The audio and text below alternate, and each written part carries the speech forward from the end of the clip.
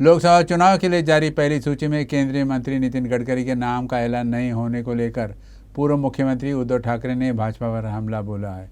रविवार को पत्रकारों से बात करते हुए उद्धव ठाकरे ने कहा कि नितिन गडकरी जैसा निष्ठावान कार्यकर्ता दशकों से बीजेपी में है, लेकिन पहली सूची में उनका नाम नहीं है। वहीं जिस कृपाशंकर सिंह पर आरोप लगाए गए हैं उसी को उम्मीदवारी मिल गई है। सगळ्यात आधी भारतीय जनता पक्षाने मला वाटतं की 95 का 155 जणांची यादी जाहीर केली। 34 घराणेशाहीतले नाही, ते घराणेशाही तर भाग वेगळा, पण मला एका गोष्टीचं मोठं आश्चर्य वाटलं की अगदी सुरुवातीच्या काळात, म्हणजे खरंच सांगतो तुम्हाला, मोदीजी असतील, अमित शहाजी असतील, यांची नावं सुद्धा मी जेव्हा ऐकली नव्हती त्यावेळेपासून मी नितीन गडकरींचं नाव ऐकलंय आणि त्यांच्यासोबत काम केलेलं आहे। भारतीय जनता पक्षाचा एक निष्ठावंत कार्यकर्ता आणि त्यांनी शिवसेना प्रमुखांचं जे स्वप्न होतं मुंबई पुणे रस्ता हे विक्रमी वेळेत पूर्ण करून दाखवलं।